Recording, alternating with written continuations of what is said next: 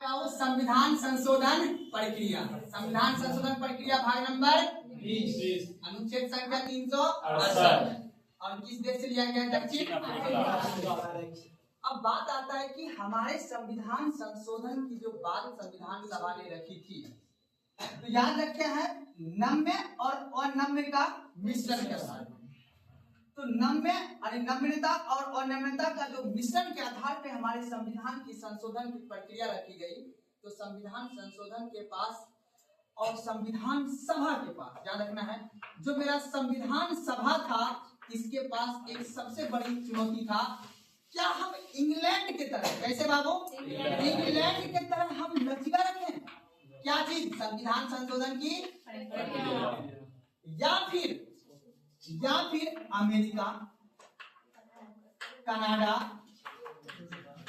या ऑस्ट्रेलिया, इनके तरह हम अपना संविधान को संशोधन करने में कठोर अपनाएं।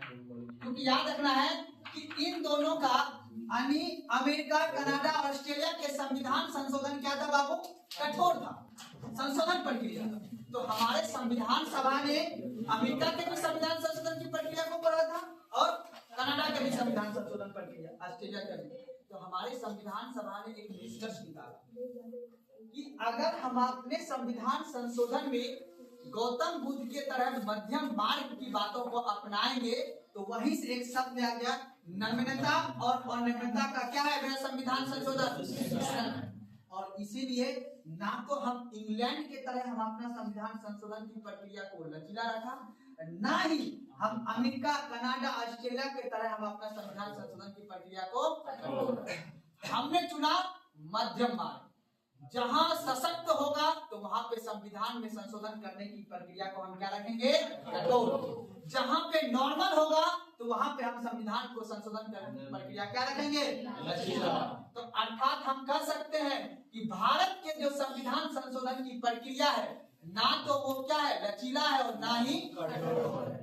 अर्थात हमारे जो संविधान संशोधन की जो प्रक्रिया है अनुच्छेद 368 उसके तहत जो हमने प्रावधान किया है बाबू, वो किया है हम एक साधारण बहुमत से, ठीक है, और एक हम लोग किए हैं कौन सा? विशेष बहुमत से। और एक मैंने और एक शब्द जोड़ा है साधारण बहुमत विशेष बहुमत के बाद भी कि विशेष बहुमत प्लस, ठीक है, विशेष बहुमत प्लस आधे राज्य का अनुसमर्थन, अर्थात आधे राज्य का समर्थन भी होना चाहिए।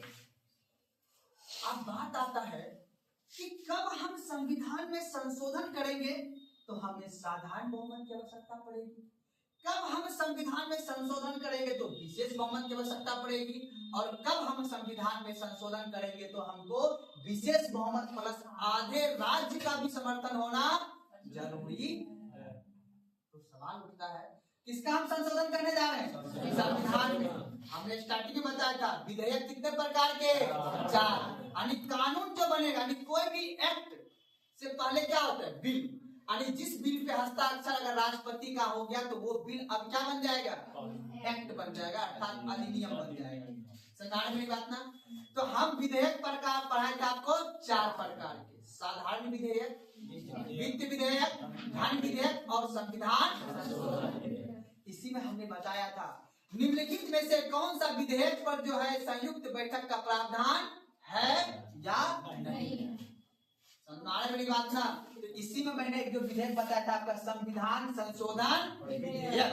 तो आज हम उसी का विस्तार रूप पढ़ेंगे, संविधान संशोधन प्रक्रिया भाग 20। और संविधान के अनुच्छेद नंबर कौन सा है? ये 368। मात्र एक ऐसा संविधान में मेरा भाग है भाग 20 जिसमें एक ही अनुच्छेद दिया गया है, वो है अनुच्छेद नंबर 20।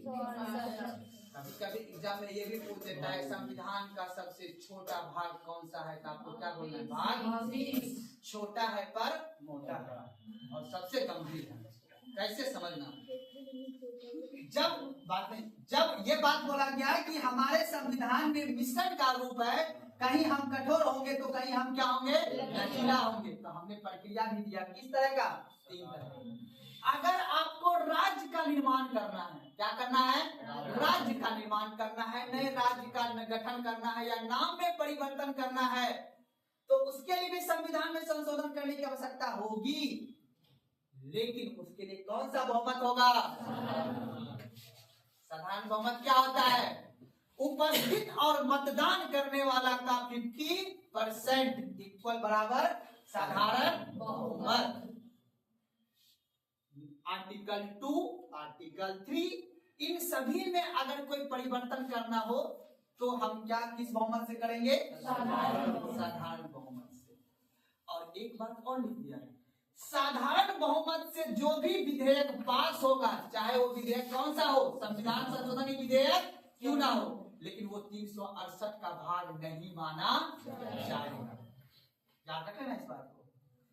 लेकिन अगर बात आएगा कि हमको अनुसूची नंबर 4 में परिवर्तन करना है, अनुसूची 4 बोले तो क्या कहता है? राज्यसभा के सीटों के आवंटन के बारे में है या नहीं है? तो राज्यसभा के सीटों के आवंटन के बारे में अगर हम बात करेंगे तो उसके लिए हमें विशेष बहुमत और आधे राज्य के अनुसमर्थन की आवश्यकता है। मेरी बात समझ आ रहा है क्या बोल रहे ना? लेकिन अगर हम बोलेंगे बाबू रे, अगर तुमको मूल अधिकार में परिवर्तन करना हो, डीपीएसपी में परिवर्तन करना हो या फिर फंडामेंटल ड्यूटी में परिवर्तन करना हो, तो उसके लिए कौन सा बहुमत? यही एग्जाम में पूछता है नहीं पूछता है? जो एग्जाम देते हो तो उसको पता होगा, क्वेश्चन यहीं से पूछता है। आपको इस बात को याद रख लेना है, साधारण बहुमत से कौन सा विधेयक पारित होगा और विशेष बहुमत से कौन सा विधेयक पारित होगा। मूल अधिकार संबंधित अगर कोई परिवर्तन करना है तो उसके लिए कौन सा संशोधन करना होगा? विशेष बहुमत। जैसे आपने देखा था कि आपने पढ़ा था कि अत्यंत पिछड़े वर्ग को आरक्षण का प्रावधान किया गया था ना, SC ST को आरक्षण का प्रावधान किया गया था ना, तो वो सभी के लिए मूल अधिकार में संशोधन किया गया है ना। या फिर आपने देखा कि EWS दिया गया ना, EWS यानी आर्थिक रूप से पिछड़े वर्ग को दिया गया ना आरक्षण, उसके लिए भी तो कौन सा विधेयक लाया गया था? संविधान संशोधन विधेयक। तो वो विधेयक को किस बहुमत से पास किया गया? विशेष बहुमत। लेकिन राज्यसभा के सीटों के बारे में अगर हम बात करेंगे तो उसके लिए कौन सा बहुमत होगा बाबू? विशेष बहुमत और आधे राज्य का समर्थन होना जरूरी है। तो आज से आपको दिमाग में बैठा लेना है कि हमारा जो भाग 20 अर्थात संविधान में जो संशोधन अगर करना होगा, अगर कठोर चीज है तो उसके लिए क्या करना होगा? कठोर तरीका से हमें क्या करना होगा? पारित करना होगा। अगर साधारण बात है तो साधारण तरीका से बात पारित करना होगा। यही था मेरा भाग 20। कोई दिक्कत है ना? हमने भाग 20 में किस तरह का अपनाया है? ना तो हम अमेरिका या कनाडा या ऑस्ट्रेलिया की तरह कठोर है, ना तो इंग्लैंड की तरह मेरा प्योर क्या है? हमने दक्षिण अफ्रीका के आधार पे हमने संविधान को मध्यम मार्ग के आधार पे हमने क्या किया? संविधान का संशोधन करने की बात। कोई दिक्कत नहीं ना? अब एक एक करके पॉइंट को हम क्या करेंगे? ठीक है।